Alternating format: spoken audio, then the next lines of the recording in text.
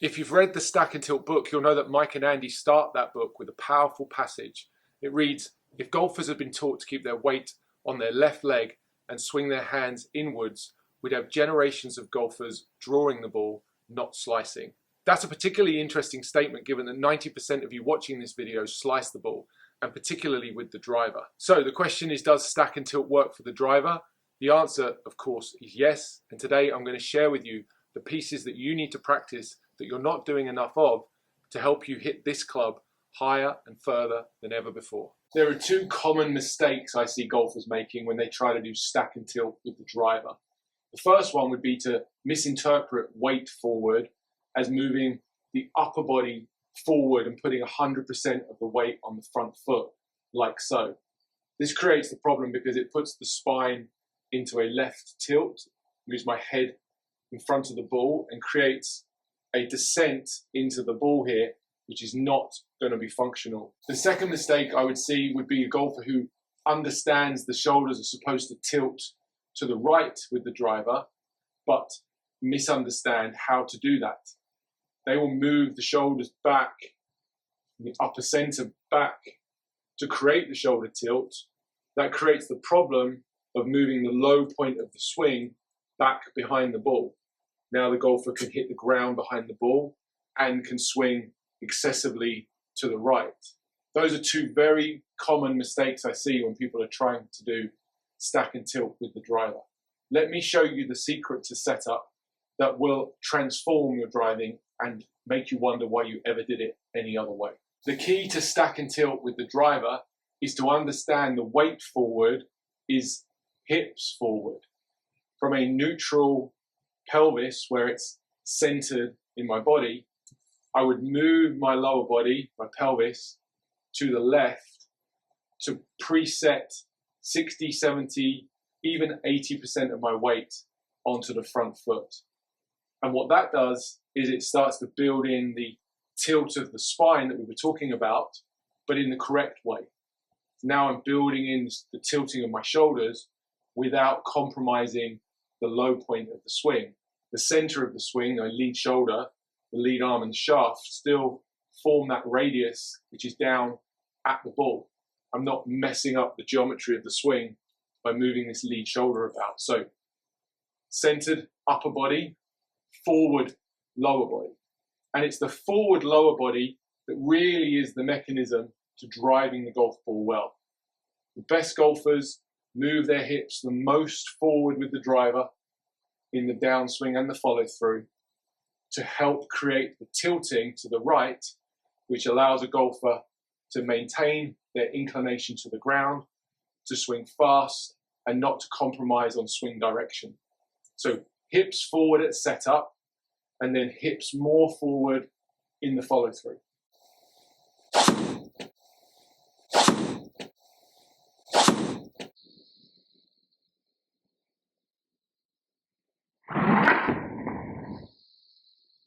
I cannot stress enough how important the movement of the pelvis is in the downswing and the follow through for driver.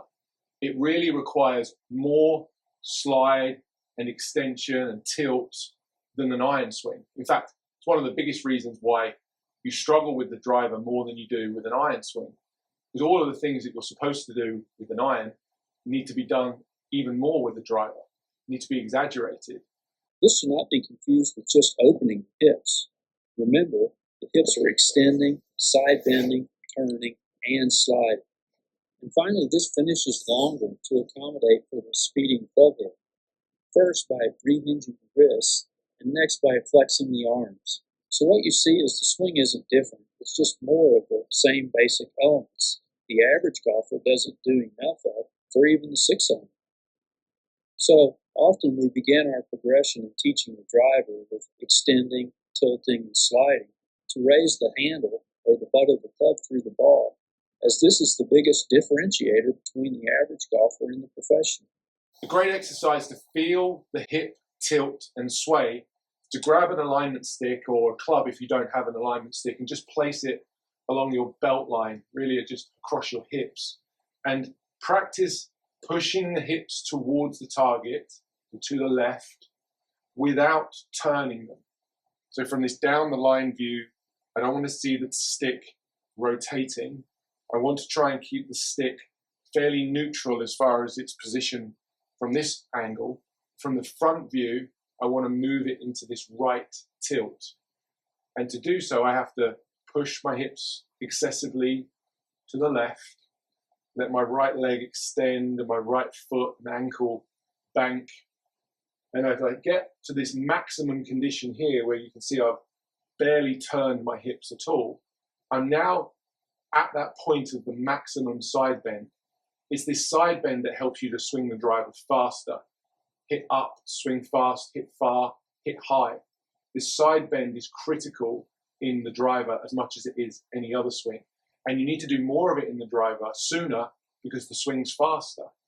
Learn this feeling of getting your body into this maximum side bend, and then as you turn from there, you'll be able to still maintain your tilts and inclination to the ground without compromising any of the swing geometry.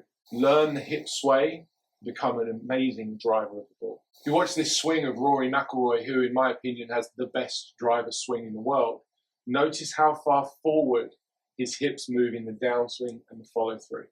Notice how far forward his hips are at the end of the swing from the beginning of the swing.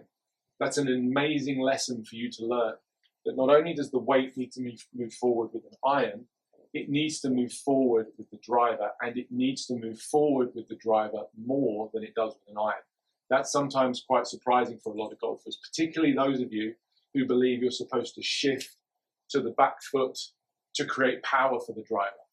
It is not necessary, and it's causing you all sorts of problems in terms of controlling contact and swing direction.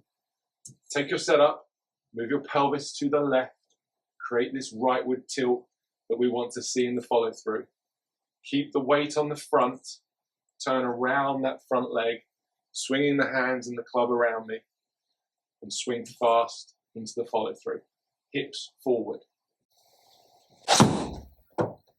That's effortless.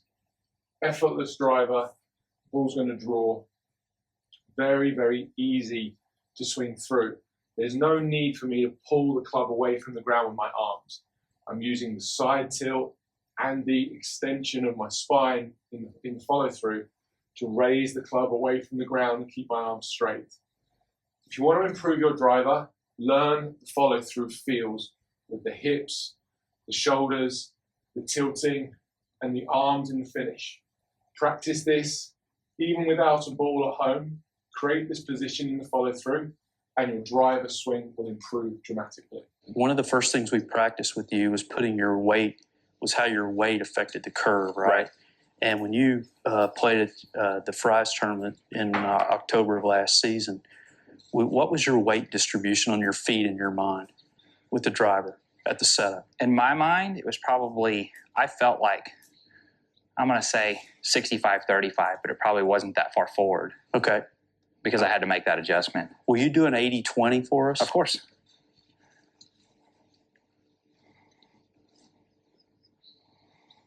I don't think it's going to cut. At the end of Troy's driver hitting, I asked him to hit a driver with 80% of the weight on the left and to keep it there, which he did in one try by putting his lower center more forward at the setup. A couple of things happened when he did this. First, he recorded the highest club head speed of the day for himself or any of the other players. Second, he hit the ball farther of any of his balls or any of the other players, both in terms of carry and in terms of total yards. Third, he did so with a swing path that was at the target, not way to the right, and with a slightly descending blow that produced a spin rate that was less than the PGA Tour average. Fourth, he did it in one try, did not have to do it over and over again. And finally, he hit a push draw that landed 3 yards from the center line. This is relevant because what Troy did, putting his weight forward and turning around that point, he created a simple model that allowed him to swing faster while still swinging at the target. A major problem with golfdom in hitting the driver is they do not swing the club fast enough, and under that pretense they are told to shift the weight back and forth. This has greatly complicated the equation for solid contact Plus, it puts a restriction on how much the golfer can turn, placing a barrier on how fast they can swing the club. So again, here's a demonstration of a golfer achieving his highest clubhead speed by extending, tilting, and turning with the weight on the left, one who finished in the top 10 on the PGA Tour in driving distance for the first time in his career.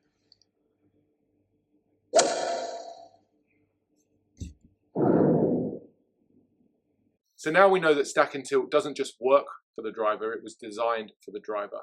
And now you know the pieces you need to practice to implement into your swing to have you hitting this club better than you ever thought possible. Those of you serious about improving your golf game this year, I'm delighted to announce I'm back on the Skillist app. Skillist is an online app that connects golfers and coaches and removes the geographical restriction that exists for in-person lessons. If you'd like to connect and discuss online lessons with me directly, head over to the Skillist app. I'll put the link down in the description below.